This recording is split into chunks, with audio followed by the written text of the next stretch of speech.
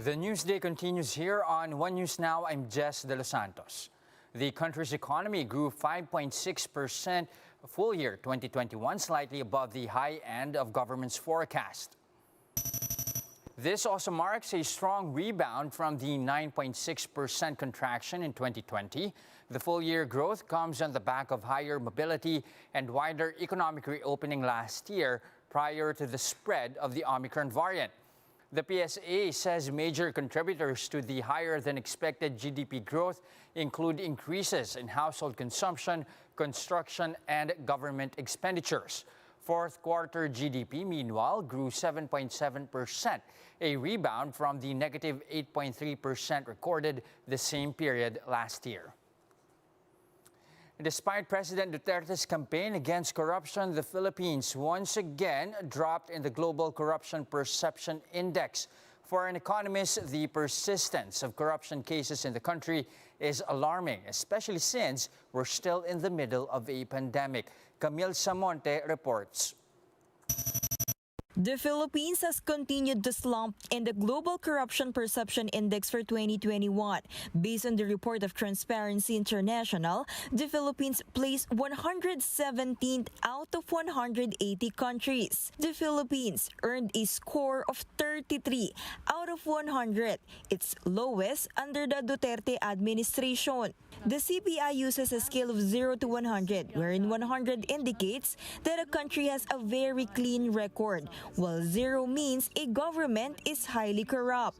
Also at the 117th spot are Algeria, Egypt, Nepal, and Zambia. The report also showed that since Duterte was elected, there was a sharp decline in freedom of association and freedom of expression, making it hard to speak up about corruption. Transparency International calculated the scores using data from the World Bank and the World Economic Forum, including private risk and consulting companies. The anti-corruption watchdog assessed different aspects of corruption in the government, such as bribery, diversion of funds, and prosecution of those involved in graft. For an economist, it is a cause for concern that corruption continues to persist in the middle of the COVID-19 pandemic.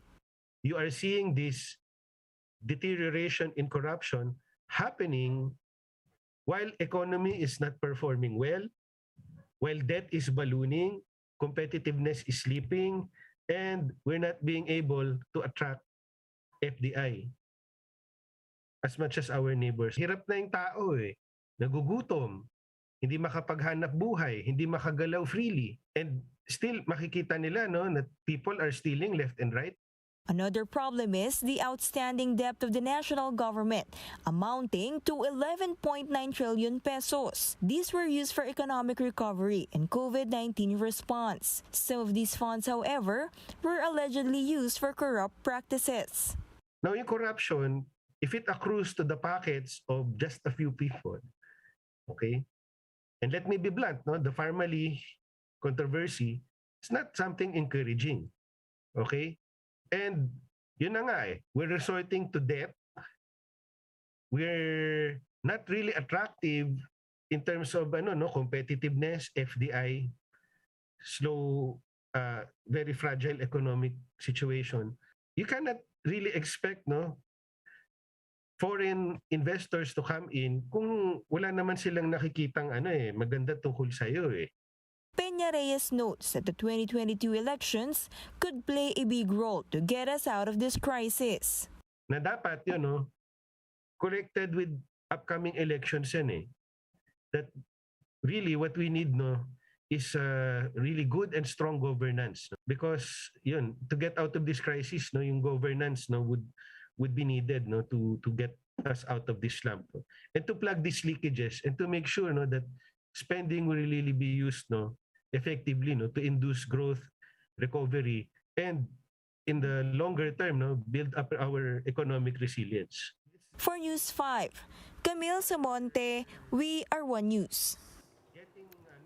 President Duterte's latest pronouncements have forced the PNP to do a background check on the presidential aspirants. Marty Bautista has the report. Kailangan malaman ng tao because you are electing a president. sino yung pinaka-corrupt na kandidato. This is the bomb that President Duterte threatens to drop before the May 9 elections. He did not say when exactly he will make the revelation, but he did drop hints. According to Duterte, one of the candidates really cannot be a president, while another can be elected president but is too corrupt. With such claims, the PNP says it's now doing a background check on the presidential aspirants. Of course, we have to study who are running, ano yung past. Ibig sabihin, we look at the historical data so we can prepare properly kung ano ba yung posible namin maging action. This is not the first time that President Duterte has taken a swipe at the presidential aspirants. In fact, Vice President Leni Robredo has been on the receiving end of his tirades time and again. But Robredo says she welcomes such information, whether from the president or not, as long as it's factual. Ultimately, Robredo says she's unbothered. Hindi ko kailangan depensahan yung sarili ko. Dahil yung ginagawa ko naman, yung track record ko, yung aking resibo. Yung sa akin, very consistent naman ako eh. Yung mga ginagawa ko, hindi lang naman tuwing eleksyon. The camp of Senator Ping Lacson, meanwhile, asks, shouldn't the president's information be used as a basis for filing charges in the courts if grounded on facts and evidence? Recall that the president in the past also alleged that a presidential bet uses cocaine. When asked for updates, the PNP said they have yet to get evidence to back the president's claim. Hindi, information. Kasi kung may evidence, nag-charge na kami before the court. As for the Marcos camp, they maintain that they don't feel alluded to the president's drug use claims. In an interview with DZRH, Marcos said he never used illegal drugs and that he's too busy for that. For News 5, Marty Bautista, We Are One News. The DILG says it's still premature to talk about lowering NCR's classification down to alert level 2. In an interview with Radyo 5, Undersecretary Jonathan Malaya said the COVID situation in NCR is getting better, but he said the IATF has yet to consider bringing the region back under alert level 2. Still, there's one thing unvaccinated commuters can look forward to when the time comes for a reclassification. When asked if the no vax, no ride policy will no longer apply under alert level 2, Malaya had this to say. Posible po yan dahil ito pong no vax, no ride policy ay applicable lamang pag alert level 3 and higher.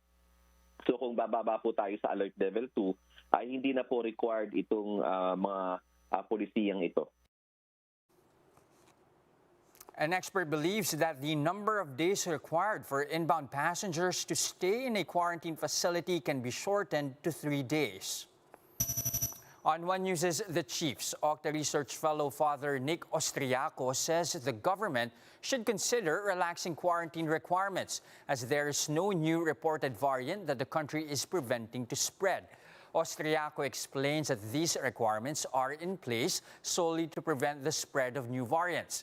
Quarantine requirements should be eased, according to him, as the Omicron variant has already hit almost all countries in the world. The expert also notes that the incubation period for the Omicron variant is only 3 days, shorter than the current 5-day requirement for travelers to quarantine. So you're going to limit the number of people who are positive on the plane to decrease transmission on the journey, and then you still require them for a very brief quarantine here in the Philippines. But overall, again, it's not as important as it was before the surge because Omicron is here. So what are you trying to prevent from entering? Pretty much everybody, you come into Metro Manila, you might go to Poblacion now, you go to Poblacion now to a party. Everyone around you is either got Omicron or will give you Omicron, so it's less likely now to trigger anything of concern.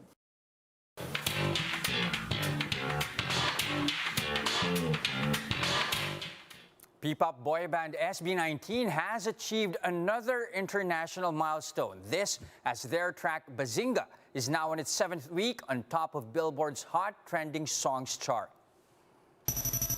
Billboard says Bazinga has recorded 9.3 million Twitter mentions during the January 15 to 22 tracking week. It is followed by songs like BTS's Butter and D-Mash's Fly Away. With this feat, SB19 is now the artist that has stayed on the longest on top of Billboard's Hot Trending Songs chart. Now here's a quick look at some of today's headlines. It's not just Channel 2. It turns out other analog channels formerly held by ABS-CBN have already been farmed out and assigned to other companies. The government is giving unvaccinated and partially vaccinated individuals less than a month to get inoculated. After this, authorities will begin to strictly implement the no vaccine, no ride policy. And after 6 months since its international release, the 9th installment of The Fast and the Furious finally makes its way to the Philippines.